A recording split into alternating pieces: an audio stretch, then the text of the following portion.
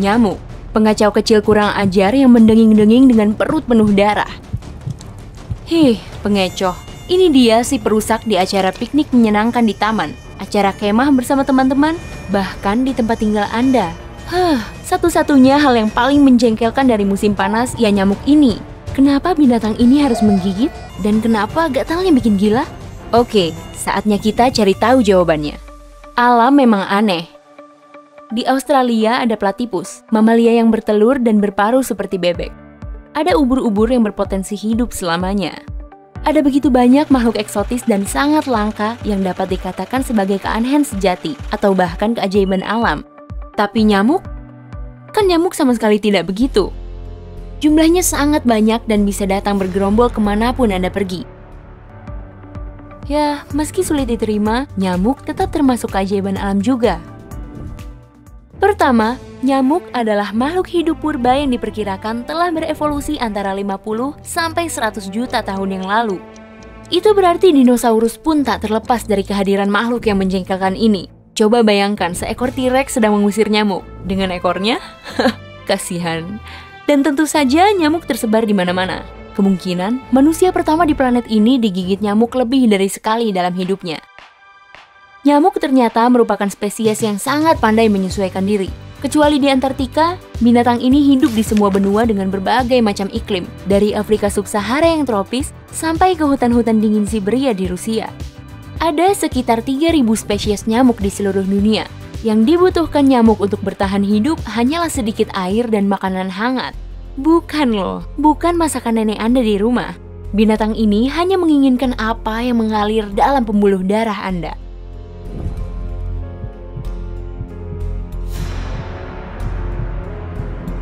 Jadi, bagaimana bisa nyamuk terbiasa mengisap darah binatang? Untuk klarifikasi saja ya, tidak semua nyamuk mengisap darah. Maksudnya bukan nyamuk dalam spesies serangga yang berbeda, tetapi nyamuk antara yang jantan dan betina sangatlah berbeda.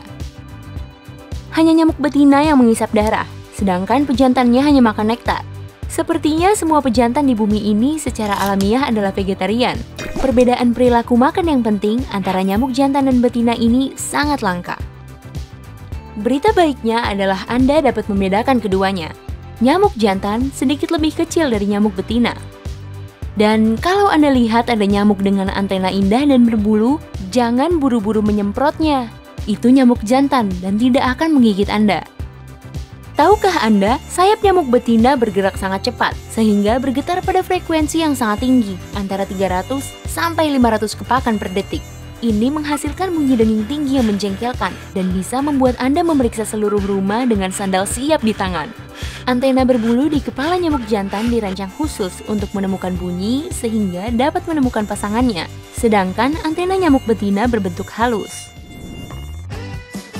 Masa hidup nyamuk hanya berkisar antara 1 atau 2 bulan. Nah, itu untuk yang betina. Yang jantan hidup jauh lebih singkat, sekitar 2 minggu. Selama masa ini, nyamuk akan selalu sibuk, terutama yang betina, karena pekerjaannya jauh lebih berat. Nyamuk betina harus mencari sumber darah untuk makanannya agar bisa bertelur.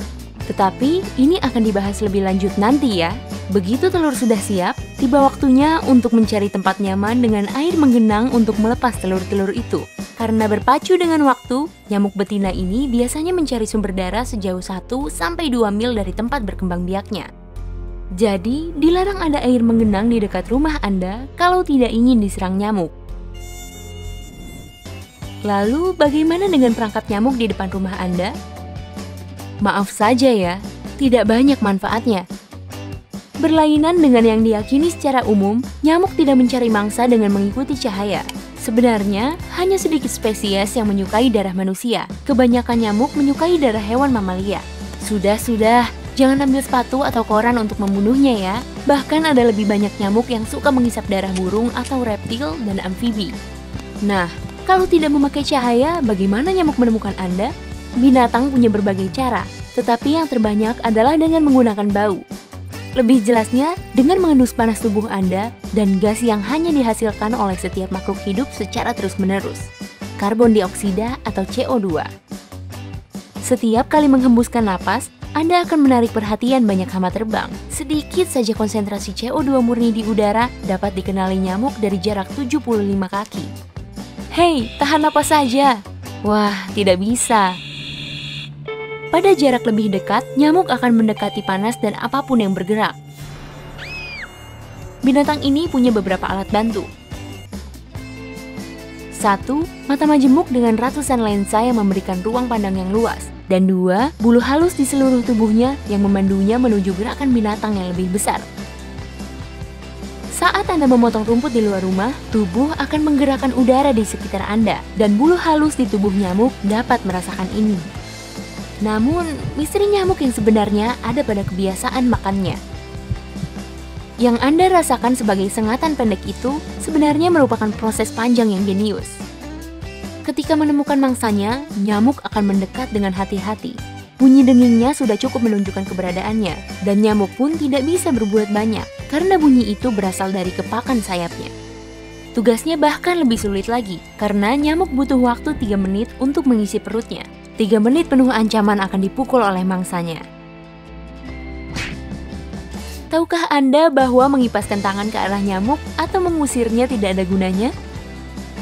Lain kali Anda dapat menjawabnya dengan ini. Suatu penelitian tahun 2018 oleh ahli biologi Dr. Jeffrey Fall membuktikan bahwa nyamuk dapat mengingat bau mangsa yang sangat agresif dan kemudian menghindarinya selama 24 jam. Artinya, kalau nyamuk mencoba menggigit Anda dan Anda menepisnya atau menepuknya, si nyamuk ini kemungkinan akan mencari mangsa lain. Wah, nyamuk yang bijak. Karena sekalipun bisa mendarat tanpa ketahuan, si nyamuk tidak bisa langsung menyengat. Mulut nyamuk atau proboscis jauh lebih rumit daripada sedotan lancip untuk menghisap darah. Organ ini terdiri dari 6 bagian terpisah yang panjang dan tipis bernama stilet, yang dilindungi oleh semacam bibir luar. Ya, nyamuk bukan hanya menusuk Anda dengan 1 jarum, tapi 6. Sebagian memiliki gerigis tajam pisau cukur yang mengiris ke dalam kulit. Fakta menariknya, para ilmuwan medis telah terinspirasi oleh bentuk stilet nyamuk untuk mengurangi efek sakit pada jarum suntik. Wah, keren ya! Bagian-bagian lain dari alat pengisap pada nyamuk memiliki fungsi berbeda. Sebagian untuk menemukan pembuluh darah dalam kulit, dan bagian lainnya untuk menyuntikkan air liur nyamuk. Air liur ini penting pada seluruh proses. Ingat, nyamuk butuh sekitar 3 menit untuk mendapat cukup darah. Namun, yang paling berbahaya adalah saat nyamuk menusuk kulit, karena pada saat itu mangsa bisa merasakan gigitan tersebut.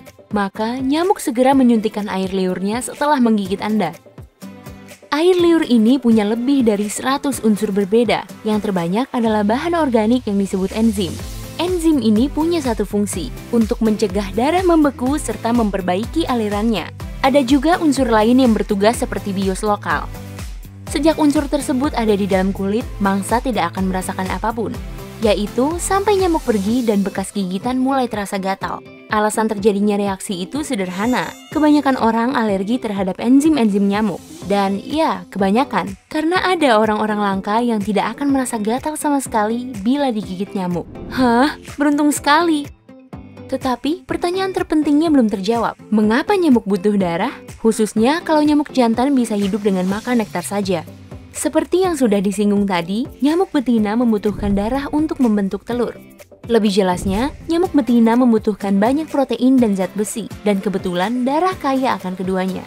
Setelah kenyang mengisap darah dan perut membuncit penuh darah, nyamuk akan membutuhkan 1 atau 2 hari istirahat hanya untuk mencernanya, lalu bertelur dan seluruh siklus baru dimulai lagi. Untung, kita tidak berada pada urutan pertama di menu makanan pilihannya, dan kita sangat siap menghadapi serangan nyamuk, berapapun jumlah yang datang. Satu-satunya saran yang perlu diterapkan adalah gunakan cara yang menyamarkan bau Anda, seperti lilin, bahan herbal, dan obat semprot. Jenis perangkap yang terbaik mungkin yang menerapkan sains dengan baik, guna mengundang nyamuk supaya bisa mati secara massal dengan menghasilkan karbon dioksida yang mereka cari. Namun, pembasmi manapun bisa berhasil, sehingga Anda tidak ditinggal kegatalan seperti setan. Bagaimana dengan Anda? Apa yang Anda lakukan untuk mengusir nyamuk? Beritahu tip Anda di bagian komentar di bawah ini. Jika Anda belajar hal baru hari ini, klik suka di video ini, lalu bagikan pada teman-teman Anda. Tapi, hey, jangan kemana-mana dulu. Kami punya lebih dari 2000 video keren untuk Anda. Yang perlu Anda lakukan adalah pilih video di sebelah kiri atau kanan layar, klik, lalu tonton. Tetap di sisi terang kehidupan bersama Bright Side.